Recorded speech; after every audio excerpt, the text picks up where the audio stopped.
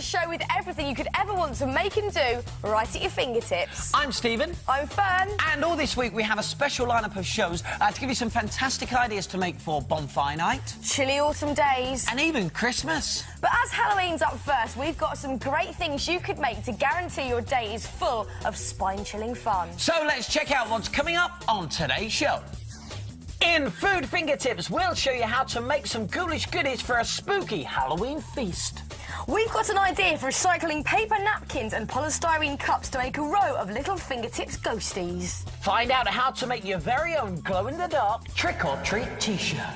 For all the details on today's makes, you can video the show and watch it later, look on our website or grab a pen and paper, jot it down straight away.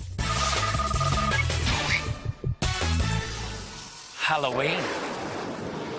It makes you think of ghosts and ghouls. And pumpkins. But why do we make pumpkin heads? Well, it's to get rid of all those ghosts and ghouls. But have you ever tried carving a pumpkin? It takes absolutely ages, and then you're left with loads of mess and seeds and pulp. And when you've finally finished it, it doesn't take long before it starts to rot. So this Halloween, why not make a Fingertips everlasting pumpkin? It looks great, doesn't it? Really realistic. And the best thing about it is, it lasts forever. So to guarantee a ghost-free zone all year long, start by blowing up a balloon. Go on, Hurt, give it some welly. Here we are. And then cover your balloon in paper mache, but this time, instead of using newspaper, use coloured tissue paper.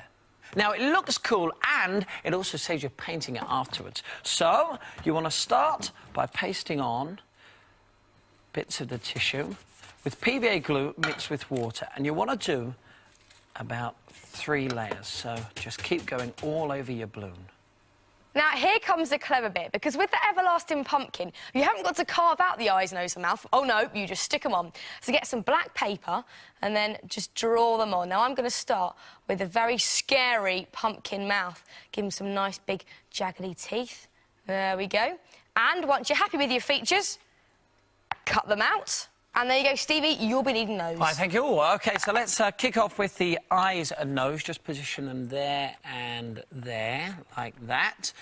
OK, the nose bits just underneath the eyes. So there's one there and one just there. And, of course, the mouth at the bottom, and he's got a nice big mouth, that goes just there like that.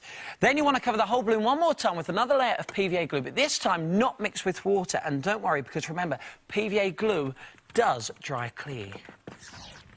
And when it has dried, you can just draw on some nice pumpkin segment lines right the way around your pumpkin head, like that. And now the bit I don't particularly like doing, but here goes, popping the balloon.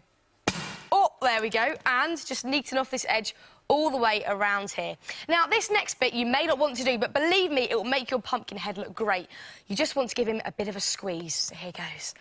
Just want to squeeze his face like this all the way around to give him a nice, crumpled, realistic look. It does look so good, doesn't it? Now, your everlasting Fingertips pumpkin is nearly complete. Just one more thing to add. It's one of these. It's called a push light. Now, you can get them from most supermarkets or hardware stores, and the nice thing is they work on batteries, so no need for plugs, which means you can put them virtually anywhere. Just push on your light, position your pumpkin, and then all you have to do is wait till night time. And your everlasting pumpkin will ensure that your house will be forever spook-free. Won't it? See?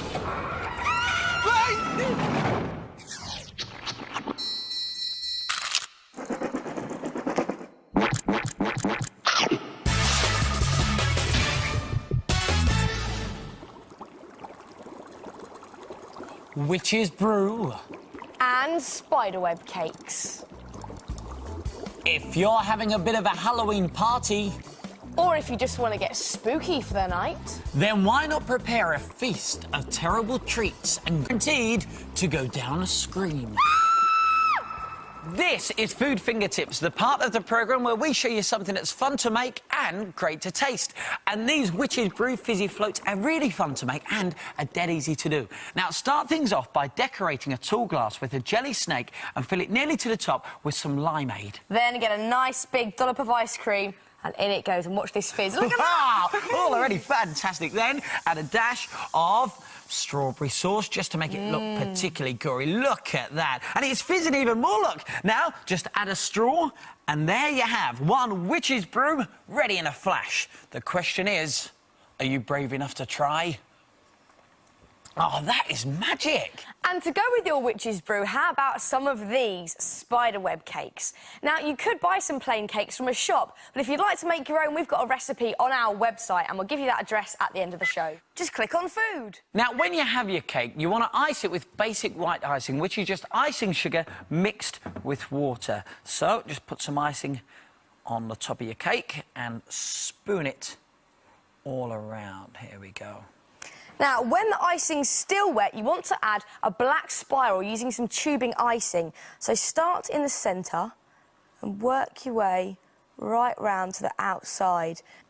Then take a cocktail stick and, starting in the centre, drag out your black lines. And look at that, you're already getting a fantastic spiderweb shape.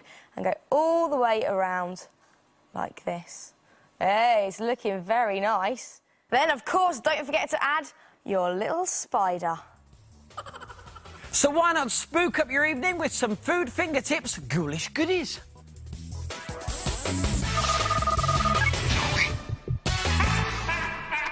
Ghosties, spooks and ghouls. That's what Halloween is all about. And a row of Fingertips ghosts are guaranteed to send a shudder down anyone's spine. This is Little Fingertips, the part of the programme where we show you something to make, recycling bits and pieces you'll probably find around your home. And today we're going to recycle paper napkins and polystyrene cups. Now, the good thing is these spooky spirits are dead easy to make. Start off by peeling the layers of a napkin. Now, this just makes them really light so they'll move in any draft. Now, on one of the corners, you want to draw a spooky face like we've done on this one here, and then lay this over your cup, just like that. And to secure it in place, again, couldn't be easier. Just get yourself a bit of thread, place that over your cup, and a paper fastener just secures it in position like that. And there you go, your very first Fingertips ghostie. Just make a row of them and hang them up. If you can catch hold of them, that is. See what I mean? Now, as it's nearly Halloween, we thought it was about time we found something to do using these fluorescent fabric paints. Now, you can buy them in most craft and fabric shops, and with them you can make some very cool Halloween trick-or-treat T-shirts that glow in the dark. They look cool, don't they? And there's a great technique for making them. Because each of these is perfectly symmetrical, it means you only have to draw half the picture. Now, for any of these spooky designs, you need to get your fingertips on a piece of paper and then fold it in half like this. Then get a pen and you want to draw half a set of skinny ribs. So start at the top by drawing a funny kind of E shape like this. Nice curvy lines just past the halfway mark.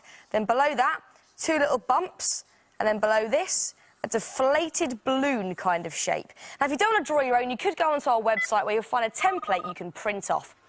And then get cutting out. Then, if you open it out, you get a skeleton skinny rib stencil. Nice one. Now, lay out your cutout onto a T-shirt, and a black T-shirt is best for this. Then, with a piece of chalk, go around your skeleton outline. Now, here's a Fingertips top tip. Place something in between your T-shirt. This way, any paint you put on the front won't go through to the back. Then, get painting. Now, you want to start off by filling in your skeleton shape with white paint, and this will act as an undercoat.